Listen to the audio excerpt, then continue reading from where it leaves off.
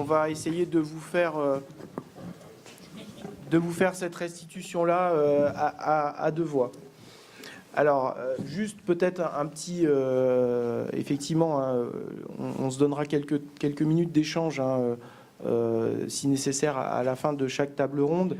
Il est évident que sur l'ensemble des 3 tables rondes, dans les synthèses qui sont faites, on ne peut pas retranscrire évidemment l'intégralité. On a essayé de retenir vraiment les grandes problématiques. Par contre, sachez que l'ensemble des sujets ont bien été notés, seront pris en compte par le comité régional et la fédération, derrière dans l'analyse un petit peu plus poussée des choses. Hein, mais l'objectif, ça a été vraiment de ressortir les problématiques les plus saillantes de chacune des 3 tables rondes sur chaque thème. Sylviane, on t'écoute. Merci. Donc bonjour à tous.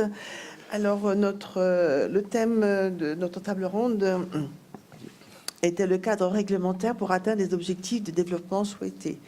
Donc, dans nos 3 tables rondes, un gros problématique est ressorti, c'est la participation des concurrents supérieurs avec les inférieurs. Je m'explique, un pro qui va redescendre en amateur 1, un amateur 1 qui va redescendre en amateur 2. Donc, les inférieurs sont lésés par rapport aux autres. Alors, sur ce sujet-là, il y a eu beaucoup d'échanges et avec finalement deux constats qui sont les suivants. C'est que, premièrement, il y a un vrai sujet, on va dire, de perception et de communication sur ce sujet-là. Que paradoxalement, tout le monde... il y avait plutôt un vrai consensus sur le fait que ça restait des choses très marginales, de l'ordre de 5 ou 10 cavaliers par région qui sont dans ces situations-là, qui ne sont pas du tout la majorité, mais que pour autant il fallait essayer d'apporter un certain nombre de solutions à ça. La première, c'est à minima, et pour le coup ça semblait aussi faire consensus, le fait que les appellations amateur et pro n'étaient pas forcément appropriées, dans le sens où ça renvoie à 2 notions qui sont d'une part une notion de statut juridique quelque part, et d'autre part une notion qui est plus de l'ordre du niveau sportif, et que du coup la confusion entre ces différentes notions-là aidait pas à clarifier le sujet. Donc il y a eu l'idée, et peut-être je peux te laisser dire un mot là-dessus, sur le fait de renommer ça avec des propositions qui seront peut-être pas celles qui seront retenues à l'avance, mais qui à l'arrivée, mais qui seront intéressantes. Oui, donc ensuite, on a débattu sur le fait comment déclassifier ces gens-là. Alors, soit on a parlé du total des points qui définirait les catégories. Alors, total des points serait sur les hauteurs, sur les épreuves, des points aussi calculés en fonction du nombre de partants, type challenge. Aussi, donc ça c'est quand même très dur au niveau informatique, c'est faire 2 classements par épreuve. Donc je pense que là, ce n'est pas trop possible à faire. Et donc on a beaucoup débattu sur ce terme-là. Donc on a aussi pensé on en a parlé d'ailleurs tout à l'heure, de mélanger les épreuves pour faire des classements. Voilà. Et alors, en tout cas, et sans rentrer dans la mécanique plus précise de comment ça pourrait se mettre en place, parce qu'après ça nécessite un petit travail de recherche un peu pour voir comment on pourrait monter ça. Voilà. Ce qui ressort, c'est que il y a des cas de figure très différents qui nécessitent une grande souplesse du dispositif. C'est-à-dire qu'entre des endroits où on a de la compétition avec une certaine densité, et où on va avoir éventuellement besoin de segmenter un peu plus les épreuves pour avoir un peu plus d'équité sportive, et des endroits dans lesquels il y a moins de densité, où la problématique c'est déjà l'existence du concours, et où là pour le coup on va peut-être avoir besoin d'ouvrir beaucoup plus. Il faut que le cadre permette cette souplesse-là.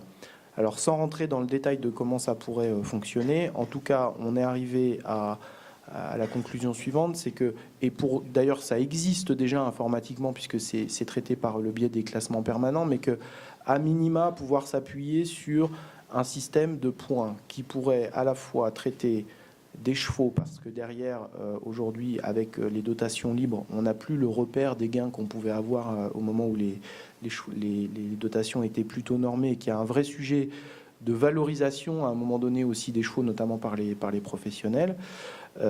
Donc un système de points qui permettent de qualifier un peu les chevaux, enfin qualifier au sens où évaluer leur valeur sportive quelque part.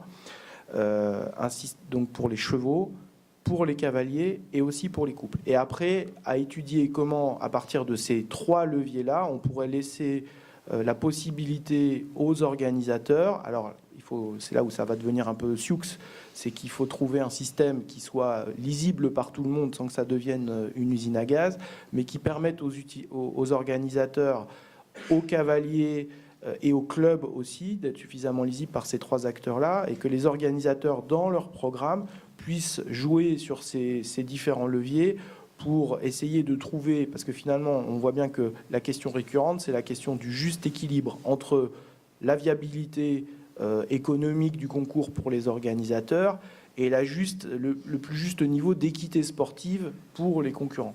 Voilà.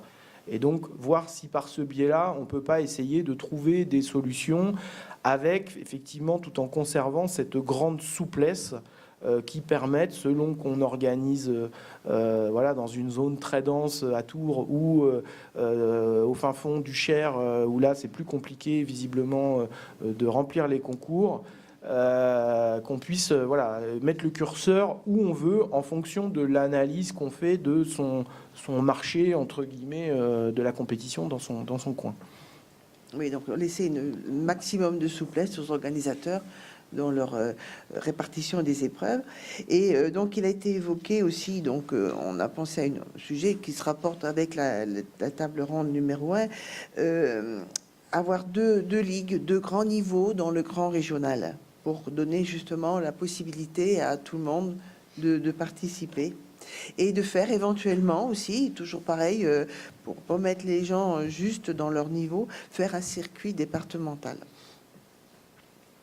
Voilà. Et je pense qu'on n'ira pas plus loin parce que je crois que la table ronde numéro... Alors voilà, je vais empiéter la 3 sur votre truc. La table ronde numéro 3 a plein de choses super intéressantes à nous dire sur le sujet. Voilà, donc si vous avez des questions... Voilà. Alors, est-ce qu'il y a des précisions pour les participants de cette table ronde par rapport à cette restitution ?